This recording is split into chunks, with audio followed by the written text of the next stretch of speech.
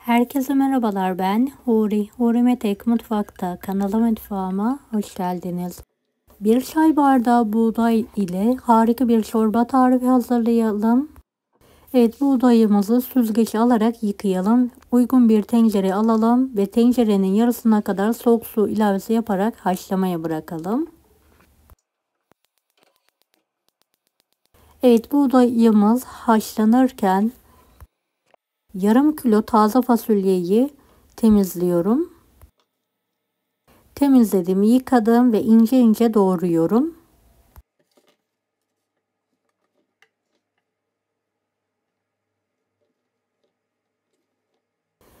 Evet, tüm fasulyeleri doğramaya devam edelim.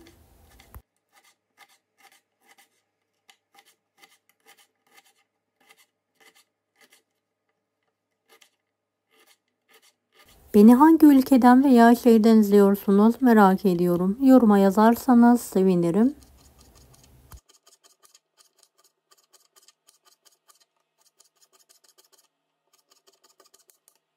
Evet, fasulyelerin hepsini doğradım. Terbiyesini hazırlayalım. 2 yemek kaşığı dolusu un. Şöyle 4 yemek kaşığı yoğurt. Yeteri kadar su ilavesi yapıyorum ve karıştırıyorum. Pürüzsüz hale gelene kadar karıştıralım.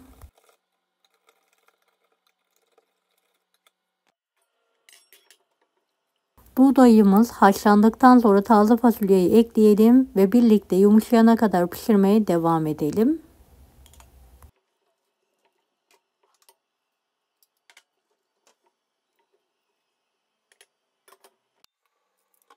Üzerinin sosu için bir adet orta boy kuru soğanı şöyle ince ince doğrayalım. Küçük bir tavaya alalım. Bolca sıvı yağ gezdirelim. Kısık ateşte karamelize olana kadar kavuralım.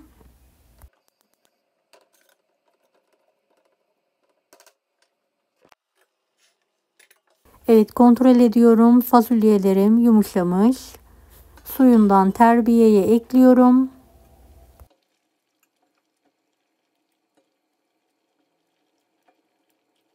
Terbiyemizi süzerek tencereye alalım.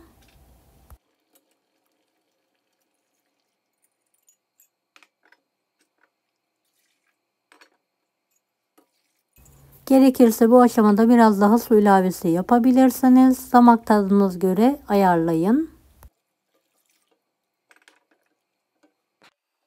Çorbamızı kıvam alana kadar pişirelim.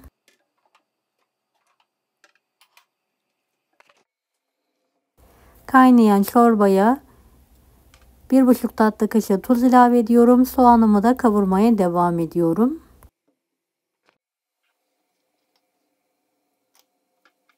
Soğan kavrulunca üzerine bolca kuru nane ekleyelim. Kıvamı alan çorbaya hazırladığımız sosu gezdirelim. Ve karıştıralım.